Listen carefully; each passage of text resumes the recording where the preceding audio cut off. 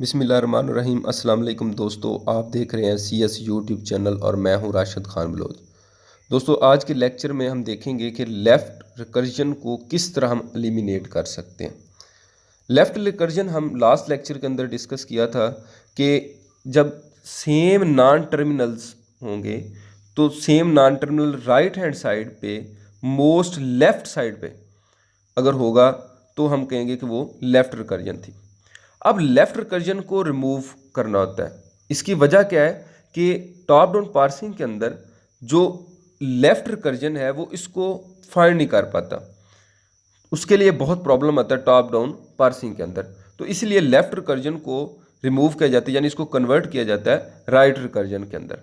अब right recursion में क्या होगा कि हम इस नॉन टर्मिनल को राइट साइड पे लेके आएंगे। अब देखें, हम एक एग्जांपल लेते हैं। अब हमारे पास अगर एक ग्रामर है ए, जिससे ए अल्फ़ा बन सकता है या बी बीटा आ सकता है, तो इसमें क्या होगा, एक फॉर्म तो ये हो सकती है जब इसकी डेरिवेशन ट्री बनाएंगे तो ए से बीटा आ गया। अब दूसरा क्या है कि अगर इसको देखें इसके हिसाब से तो ए से हम जनरेट कर सकते हैं, ये ए आ गया एक साइड और दूसरी अल्फ़ा आ गया। अब इस ए की जगह पे दोबारा फिर वही पुट करेंगे ए और अल्फ़ा।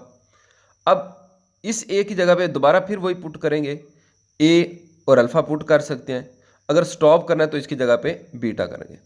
यानी हम कह सकते हैं कि यहाँ पर स्टार्ट तो बीटा से होगा, यहाँ पे बीटा ही आएगा, और जो अल्फ़ा है वो इस साइड पे आ रहा है राइट साइड पे, तो यह हम क्या कहेंगे कि वो अल्फ़ा स्टेरिक, यानी ये एक बनेगी स्ट्रिंग हम कह सकते हैं, या एक लैंग्वेज, ये लैंग्वेज बनेगी इस ग्रामर से।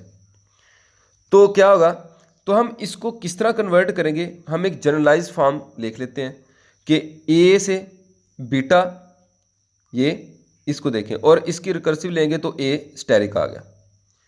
और दूसरे नंबर पे इस ए स्टेरिक की जगह पे क्या रूल हो सकते हैं, अल्फ़ा, और दोबारा फिर इसका रिकर्सिव लेंगे तो ए स्टेरिक आ गया, ये ए डैश आ गया, और दूसरा स्टॉप करने के लिए ये नल प्रोडक्शन है। अब इस जनरलाइज फॉर्म को याद रखना होगा हमें, जब भी हम लेफ्ट से राइट रिकर्जन में तब्दील करेंगे तो हम इसके हिसाब से करेंगे। एग्जाम्पल के तौर पे लेते हैं, हमारे पास एक जनरलाइज एग्जाम्पल ली हुई जनरलाइज फॉर्म है कि ए से ए अल्फ़ा स्लैश बी।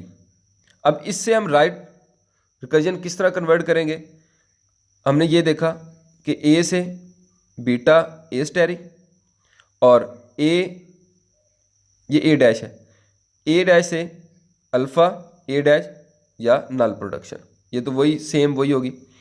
एक सिचुएशन ये हो सकती है कि ए से ए अल्फ़ा या बीटा 1 या बीटा 2। ए से हम क्या करेंगे, इसके हिसाब से देखिए तो बीटा 1 और ए डैश, या दूसरा हमारे पास क्या है बीटा 2 ए डैश। अब इस ए डैश की जगह पे अल्फ़ा और ए डैश या नल प्रोडक्शन। इसी तरह एक और सिचुएशन ये है कि ए से ए अल्फ़ा या B1 या B2 या Bn तक, यानी मल्टीपल्स ये बीटा आ गया। तो इसके किस तरह लिखेंगे हम, ए से बीटा 1 ए, इसका रिकर्सिव ए डैश हो गया, फिर बीटा 2 है, बीटा 2 पहले आएगा, फिर ए डैश, फिर इसी तरह चलता जाएगा, Bn है, Bn फिर ए डैश, इस तरह आ जाएगा। और A1 की जगह पे उसी तरह अल्फ़ा ए डैश या नल प्रोडक्शन। एक सिचुएशन ये भी हो सकती है कि ए से ए अल्फ़ा 1 या ए अल्फ़ा 2 या बीटा। अब ए की जगह पे बीटा, उसी तरह इसके हिसाब से ए डैश आ गया, और ए डैश की जगह पे आप देखें कि अल्फ़ा 1 ए डैश आएगा या अल्फ़ा 2 ए डैश आएगा या फिर नल प्रोडक्शन आएगी। इसी तरह हम लेफ्ट रिकर्जन को कन्वर्ट करते हैं राइट रिकर्जन के अंदर। नेक्स्ट लेक्चर में इसको एक डिटेल एग्जांपल के साथ देखेंगे कि किस तरह हम लेफ्ट रिकर्जन को राइट रिकर्जन के अंदर कन्वर्ट करते हैं, और हम उसको एक एग्जांपल की मदद से समझेंगे, बल्कि कन्वर्ट करके देखेंगे कि लेफ्ट रिकर्जन को राइट रिकर्जन में किस तरह कन्वर्ट किया जाता है। आज के लिए थैंक यू वेरी मच।